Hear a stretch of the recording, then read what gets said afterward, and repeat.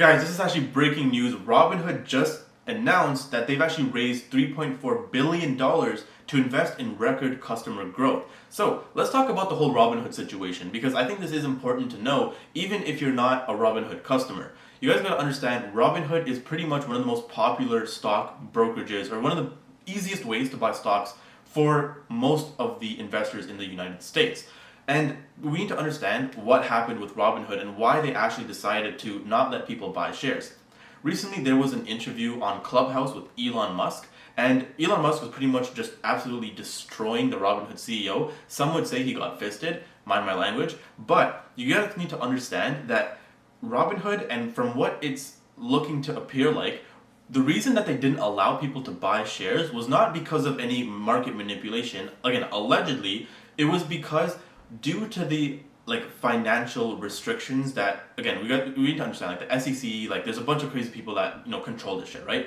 People are basically saying that, the Robinhood CEO was saying that they literally could not afford to make these executions, to make these orders. So what I'm assuming happens is there's a clearinghouse, and there is someone else or some other corporation or whatever it's called that pretty much says, hey, okay, we will allow all these people to buy these stocks, but in case something hits the fan, you need to have money ready for us. And Robinhood did not have the money that was required to fulfill all these buy orders for GameStop, which is why what they did was they said, okay, what we're going to do is we're going to first halt all buy orders.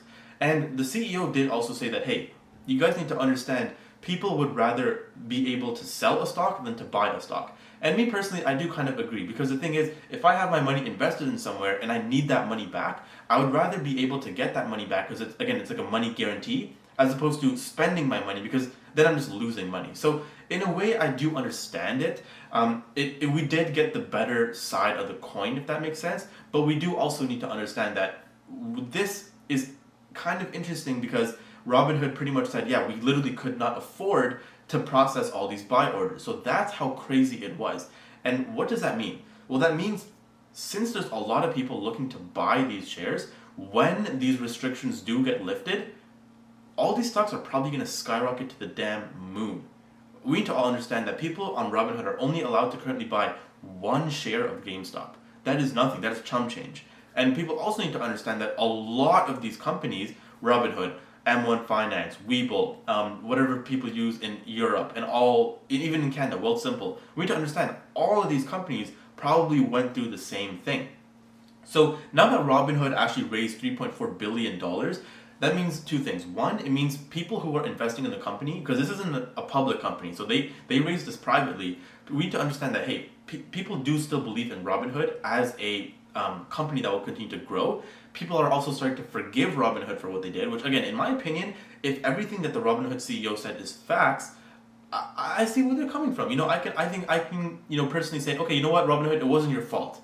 Could it have been handled better? Yes. But it wasn't your fault, and it wasn't, clear market manipulation.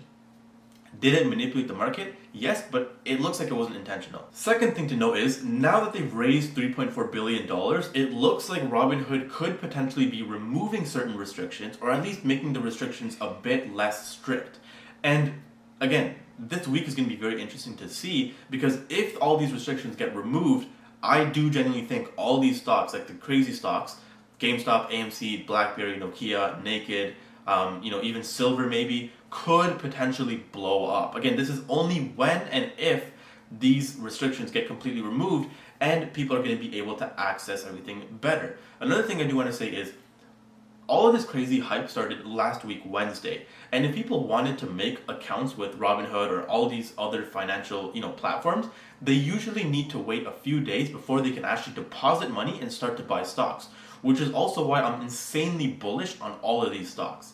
Again, I do want to say none of this stuff is personal, is financial advice. And I do also want to say, guys, I'm trying to get to 5,000 subscribers. So if you can help me out and subscribe down below, that would be amazing. And I'll be sure to get the news out to you guys as soon as I possibly can. I also do want to say, down below there is a free Discord channel, so make sure you join that. And again, I do want to say, guys, from the bottom of my heart, thank you so much for the support. The channel has been blowing up recently. I recently also got monetized, so you guys are going to start to see ads on videos, but I promise, guys, I'm not going to be completely just selling. I'm just putting hella ads everywhere, but it is nice to finally make some money from this.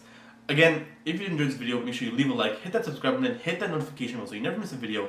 And until next time, remember, stay seeking success.